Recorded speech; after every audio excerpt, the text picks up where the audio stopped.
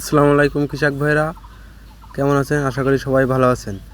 আজ আমরা জানবো অল্প খরচে কিভাবে এত সুন্দর ধান চাষ করা যায়। এই যে সামনে যে ধানগুলো দেখতে পাচ্ছেন, এগুলো খুবই অল্প খরচে চাষ করা হয়েছে।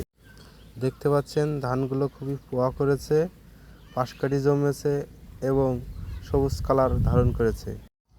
ধানগুলো যত সুন্দর, খরচও ঠিকই ততটাই কম। অল্প খরচে এমন ধান তৈরি করা সম্ভব হয়েছে। তাই আমরা আজ জেনে নেব সেই কৃষকের মুখ থেকে সে কেমনভাবে ধানগুলো চাষাবাদ করেছে। আপনার নাম? লস্কর। কি জাতের ধান এগুলো? রড মিনিকেট। ধানে কি কি সার ব্যবহার করেছেন? ওই ঢ্যাপ দিয়েছি, বাংলা ঢ্যাপ, বাংলা টিএসপি। তারপর আর কোনো সার দেননি? আর দিয়েছি টিএসপি, ইউরিয়া, 3 রকমই দিয়েছি টিএসপি। আর এক দুইবার সার দিয়েছেন? না, 3বার হয়ে আমার নিচে। আর 3 নম্বর বারে কি দিয়েছেন? বাংলা টিএসপি। দস্তাগুলো দেননি? দস্তা লাগেনি ওটা। দস্তা বাদেই ধান এত সুন্দর হয়েছে। আপনার কয় বিঘে ধান আছে?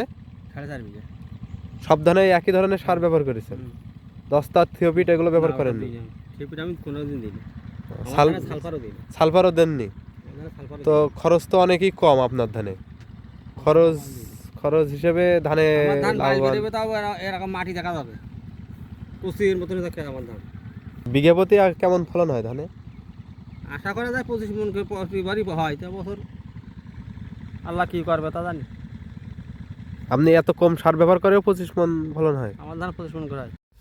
আমরা সেই কৃষকের মুখ থেকেই শুনে নিলাম, আসলে সে অনেক কম খরচে অনেক সুন্দর ধান তৈরি করেছে। সত্যি এটা অনেক প্রশংসনীয়।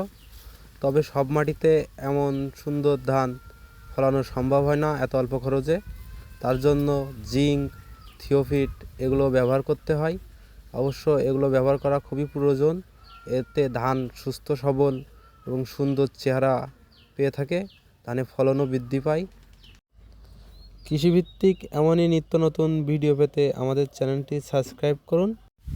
এতক্ষণ আমাদের সাথে থাকার জন্য ধন্যবাদ।